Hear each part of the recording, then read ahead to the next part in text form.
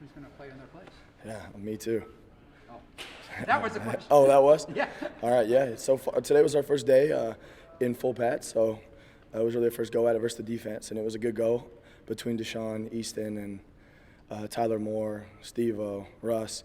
Everybody pretty much got equal reps and gave everybody their fair shot, so excited to go watch the film and see what they all did and be able to grade it and get it back to them and decide who the guy is that's ready for their moment to make a big play and make a big block. What have Burgle and Keller really shown you kind of since fall camp got going?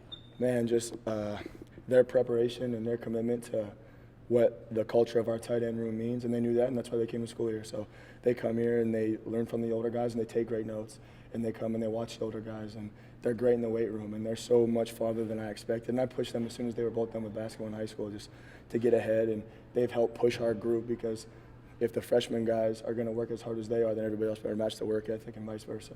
Have you seen Tyler grow since he got on campus? Oh, man. It feels like it's been a lot. He feels like he's been here a lot longer than he has with him being a mid-year guy. But it's so important to him. I always say football is so important, and being a tight end here is so important to him. Just how far he's come mentally. I mean, physically, he's always been huge. But he wears his emotions on his sleeve. He reminds me a lot of Charlie in that sense. And he wants to make every play and make every block, and being able to handle adversity and come back and make big plays. The maturity that that guy's had over the last 2 years has blown me away. How unsung was Jared's, contribution to the running game? He started to catch a couple balls too, but I mean, just the things he did as kind of an H guy. Yeah. You know, how can you expand on that? Yeah, I just think the versatility he gives our offense is absolutely critical, and he gives our offense a mentality and an edge, and he brings grit to our offense. And it injects energy into everybody else around it. His physicality, just his story with being a walk-on. We were talking to him the other day. He didn't get a single Indy rep his first year here. And now he's going to be a captain of our football team. He's going to get the most reps in the tight end room, and he'll die out there for an inch. And everybody knows it, and he feeds into everybody. And I can't say enough about how much I love Jared Russ. Go back to 2019, and you know exactly where I'm going with Yes, sir. What was your reaction when Campbell said what he said about Easton? I wasn't surprised at all. I knew just with my involvement in the recruiting process with Easton how athletic he was and what they did with his offense. And I knew that he had the tools to be a really, really special player. And I don't think people understand just how smart that kid is as well. Like, he understands everything. I have so much trust in that kid just from a mental standpoint, and his ability speaks for it since he's so loose, he's so fluid, what he's done in his commitment to the weight room. Yeah, I wasn't surprised at all with what Coach Campbell had to say, and I'm glad he did it because it had some pretty big shoes for him to fill from an early age. And I like to put those guys in different situations from a pressure standpoint, and he knew when Campbell said that he believes in them. I have all the trust and belief in Easton to come here and make big plays. He had a huge catch today in our two-minute drill. Like, I trust that kid, and I expect him to have a huge season for us. Was he the one that kind of profiles the closest to Kohler as far as kind of what he brings to the equation? I think him and Deshaun are both incredible route runners. Tyler's an incredible route runner. Like, this summer, all three of them ran over 20 miles per hour with the catapult thing, so they can all roll. And they're all creative. Like, Charlie's creativity and his passion and his just the way that he understood leverage and how competitive that guy was, those three are all like that. And just giving them the confidence to go out there and run routes. Like, Charlie believed when the ball was in there, he was going to get it. It didn't matter what look we had, he was going to get open. And that's hard for guys that haven't got a ton of reps to have. And that's where I have to get them going with the one-on-one stuff. And I want to make them creative and give them as many tools as they can to go out there, no matter what the look is, no matter what the coverage is, they could go out there and win. And when the ball's in the air, it don't matter how many people are guarding them. Like, it's our football. It's a mentality, and you have it every day, no matter what they throw. If I throw the kid a pencil, I expect him to look the ball in, and look the pencil in, look the ball in, whatever it is. All right, and those guys do that. You talked about Jared's path to playing time, and that's obviously unique to him. But there's a lot of guys that have taken the hard way to playing time across the board. What does that, I guess, say about what you guys have going on program-wide? For sure, I think that speaks of not only the culture of our program in general, but the culture of our tight end room. And we're each other's biggest fans. Doesn't matter what walk-on makes a big catch. If the tight ends aren't losing their mind celebrating for that guy, then I'm going to get, in their butts about it, because everybody rides in our room, and we're each other's biggest fans. There's no ego. I've never had a guy come up to me and ask if they could get more playing time. And those guys saw Chase Allen and what he did and the commitment that he had to do whatever he could for our football team.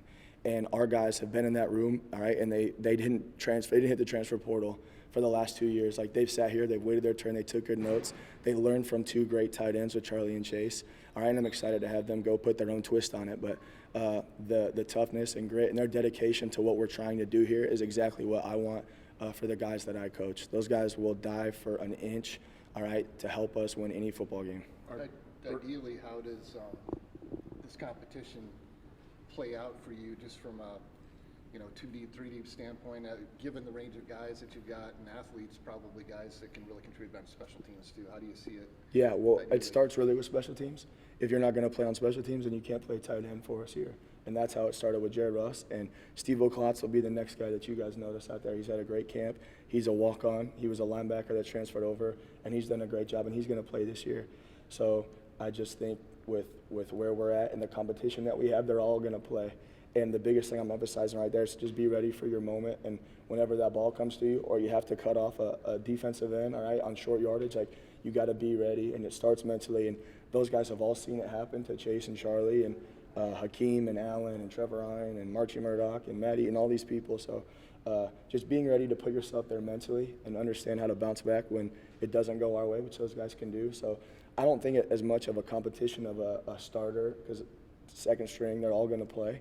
Who plays most, and for me, like finding out what they're good at and where I can plug and play them and see where they're best at. The last several years, the idea of true freshmen playing at tight end would have been pretty outside Yep. their own possibility, but do you think Brooklyn and Keller are guys that could get on the field as true freshmen? No, I do, and just getting the game to slow down for those guys, and especially with our defense and what Coach Haycock and our defensive staff, the challenges that they bring, it's really tough for any, not only freshman offensive player in general, but tight end, because the structure of the defense is so different. And we ask our tight ends in our offense to do a lot. Like I call those guys like the janitors of the offense, because they have to clean up a lot of problems and mistakes that come up. So they have to figure out and be savvy and be able to make the plays right, and whether that's on the front side of our outside zone or the back side of our inside and mid zone stuff. And I think those guys are a lot farther along than I expected, and I trust Gabe, I trust Andrew, I trust Jack Bjorn, our walk-on guy. Like, if I needed them to go in there and make a big block, or at least do the right thing, like they could go in there and do that, and we'll see what happens with them. What do you need to see between now and the next 3 weeks, 2 weeks, whatever it is, to give you the confidence to play three tights? I want to see how they react when stuff gets really hard. Today was probably the first day of camp where we really, really had a good go at it, and Coach Campbell kept it rolling, and I want to see who can go just a little bit longer and who could go just a little bit harder and who could be just a little bit more gritty than everyone else out there. When you watch Iowa State football, the effort jumps off the tape at you. And at least for the tight ends that I coach, that's going to be the first thing, all right, that stands out to everybody. We'll play harder than everybody else on the field, all right? And whoever that is in our room is going to be the one that plays, and whoever we trust the most is going to be the ones that play. So whoever plays the hardest and I trust the most is going to be the one that plays the most. I think it would be obvious for people to expect a drop-off in production from that position. Do you feel like your guys take that as a challenge to follow what those last guys were able to do? Absolutely, and those guys know that, and I challenged them in January when we got into our first team meeting. Like, we lost Charlie and Chase, but the expectation and the standard doesn't change. Like, I don't give those guys more wiggle room because they haven't played as much snaps. Like, the standard is the standard, and it takes what it takes. And I expect those guys to prepare better than Charlie and Chase did, all right, because they didn't have the experience that they had. And it's hard to do. It's hard to top those guys. And we're not going to have the production that we had last year at tight end, but we're still going to play in as much 12 and 13 sets as we probably did. And whatever our task is, like, no job is bigger than us. Like, it doesn't matter what it is, all right, whatever it might be. Jalen Noel and Xavier Hutchinson are two of the best receivers that I've ever seen. And we'll do whatever we can to help us win football games, and they know that. And like I said, like, we'll do whatever it takes. Whatever Coach Campbell asks us to do, we'll do it, and no questions asked. We'll take one more if anyone has one. What are the obstacles, I guess, right now, maybe to those true freshmen getting some time? I mean, what are you kind of pushing them on? Yeah. Because they both came in the summer, so Yeah. they're really kind Yeah. of catching up. I think just getting them to play confident is really hard right now.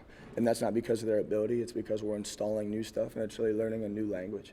And to be able to go out there and play confident, you have to feel good about what you're going to do and what you're seeing. And those guys are running a lot of things and doing a lot of things for the first time that they've ever done it. So it's hard to feel really good about what they're doing. So being able to expedite that process the best way that I can to get there, because I want my guys to go out there and have great energy and feel really confident about what they're going to do. So I'm looking forward to the next couple weeks to get some scrimmages and have those guys be able to block some older guys, all right? And I put Gabe in there today and Andrew in there today with some older guys, just because you got to get punched in the face or hit in the face and knocked on your butt a few times, that's just how you build confidence, you know, through the adversity and through stepping out of your comfort zone, even though it's tough and you're going up against physically bigger guys, all right? And we have to lose, all right, before we could get better. And they're not going to do that without experience. So just get them in the fire and let them have some fun. And when it doesn't go well, hug them and tell them you love them and keep coaching them. Thanks, Coach.